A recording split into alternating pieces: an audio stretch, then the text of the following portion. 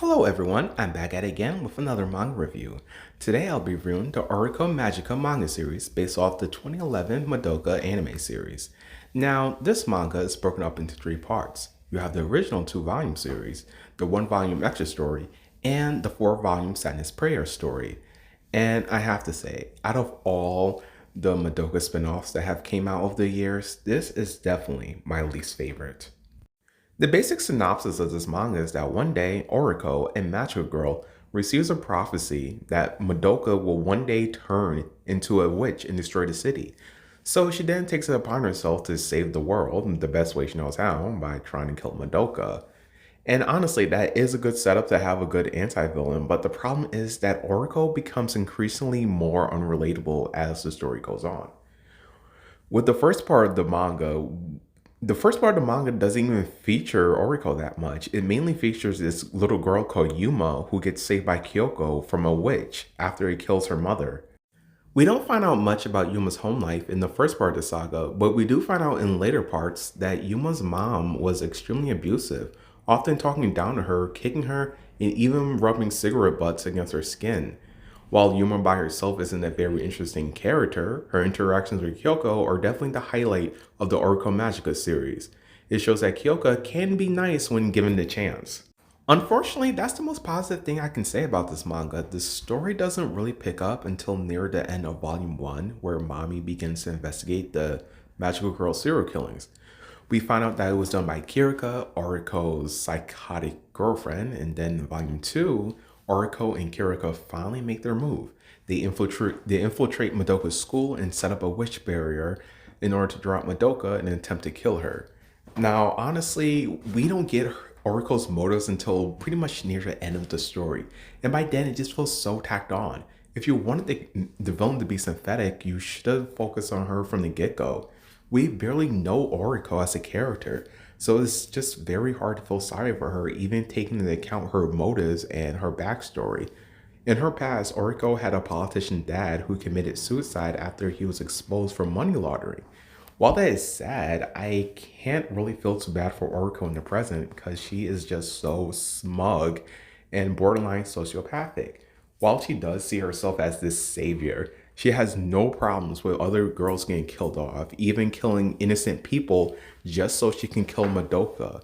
It just makes her feel like this self-righteous bitch who just can never do any wrong. Her partner Kirika isn't much better. She's just a generic yandere who has no problem killing people and just psychotic as all hell.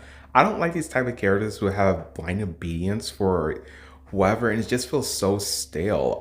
I mean, I don't mind psychotic characters. They don't necessarily need to have a deep reason for being evil or whatever. But Kirika in particular just feels very shallow and just feels just so annoying to deal with because she's out here killing all the interesting characters, and it's just so annoying having to deal with her all the time. Ignoring the pacing issues and the lack of good characterization, the artwork is definitely the most noticeably bad aspect of this first saga of the manga. The characters often look off model, alternating between looking like they came straight off someone's DNR page and from a crappy low quality visual novel. It's just a hot mess to look at. The characters don't often look like themselves, they look bad a lot of the time. Kiko in particular has it worse because her hair looks like she took a bunch of pencil shavings and glued it to her scalp. It does not look good. I don't think the artist is very good at drawing long hair because it just often looks so stiff and ugly a lot of the time. The character's limbs often look too skinny and disproportionate. It just looks horrible. Definitely the first part of the manga is some of the most aggressively bad artwork I've ever seen. And what's even worse, a lot of the time it tries to go for this gag manga comedy art style, even though it's trying to tell this serious story. Even though it's a spin-off of the Grimdark Madoka series, it often goes for this this weird moe blob art style and just looks horrible to look at. I don't know what this artist was thinking, but thankfully they did improve their art in later parts of the manga. The next part of the story is called Extra Story, where we learn more of Oriko's backstory. We see the bullying Oriko experienced after her father's suicide, how she was orchestrated by society due to being related to the politician who was money laundering. And I did feel sorry for Oriko, the Oriko of the past, not the one in the present, for all the bullying she received. And it's just very unfortunate how people can be like that, how they will abuse and bully you just because you're related to this certain person. I think it's very dumb, but it does happen a lot in real life. So I did enjoy that aspect of Oriko's story. I also liked how it humanized her a little bit because in this version of the story, she gets a prophecy where she sees Yuma getting killed by her mother. And so she does try to save Yuma indirectly, and I did like that. It shows that she can be a nice character, not that it negates all the crime she does later on. But I do like that she's not just a smug little bitch. She can she can be nice. She can be a more human character. So I did also enjoy that. There was also a little bit of Kirika's story, but I don't find that it was very important. It was mostly just Kirika reuniting with an older friend she had. Nothing really happened with that. This part also introduces a new villain called Sasa, and I have to say I did enjoy Sasa more than Kirika and Oriko because she doesn't make excuses for herself. Oriko is basically this master manipulator who has the magical ability to brainwash anyone that she thinks is better than her. So she uses her power to mind control witches and have them kill other witches. And she doesn't care who gets caught up in the crossfire. So if a magical girl or civilian ends up dying because of her, she really doesn't care. In fact, she's very sadistic and she takes a lot in pleasure of seeing people get angry or killed off by her actions. She's very remorseless, I have to say.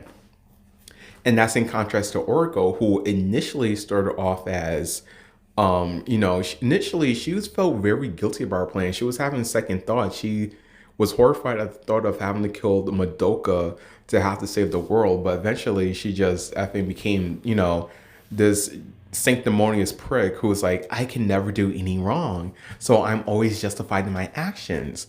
And I like how Sasa is different. She doesn't make excuses for herself. She's very upfront, even though she's manipulative and lies a lot. But even with that, she doesn't try to make herself seem like a good person. She's evil and she has fun being evil. And I enjoy villains like that so much more than people who will lie to themselves. Now, the last part of this manga saga, Sadness Prayer, I don't want to spoil too much just in case you do want to read that instead of the first Oriko manga. And I highly recommend you just read Sadness Prayer instead of reading the Oriko manga. Because honestly, if you read Sadness Prayer, the first part is completely unnecessary. So Sadness Prayer is 4 volumes long, and we do get even more story details for Oriko and Kirika. Whether or not Sadness Prayer is any good definitely depends on how much you enjoy Oriko and Kirika. It's better in terms of story, art, and character development, so if you enjoy those characters, you'll definitely enjoy Sadness Prayer the most. However, I did not enjoy Oriko and Kirika too much as characters. Like I've said many times before, I found them very annoying. It was extremely hard to sit through this manga because this time, unlike the first part, they are the center focus. Every chapter is about them. So we just had to keep focusing on Oriko and Kirika, the two most annoying characters in the entire manga. So yeah, it's definitely very controversial whether or not you'll enjoy this manga. That's pretty much everything I have to say. Overall, I would give this entire trilogy, if you will, a 5 out of 10, and that's me being generous. The first part, like I said, terrible artwork, terrible pacing, flat character development. Overall, not very good. The villains were not very good. I found the villains just so annoying to sit through. I could totally do without them. I did not enjoy these villains. And that's why I find this to be the worst Madoka spinoff. I haven't read the John D. Arc Madoka spinoff yet. But so far I definitely find this to be the worst Madoka spinoff. It was not good. It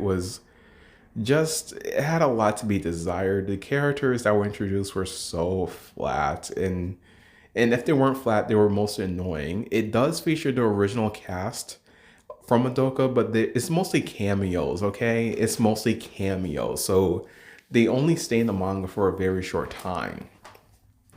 And yeah, that's everything I have to say about the Oriko Magica Madoka series. It's a hot mess, but you might enjoy it more than I did. I wouldn't say I recommend you read it, but if you're a big Madoka fan, I think you should check it out just to see what I'm talking about because it's a doozy. It's definitely a doozy. And yeah, that's all I have to say about this part, but stay tuned because hopefully sometime next week I will upload a review on the Kazumi Magica series. Look forward to it and stay tuned.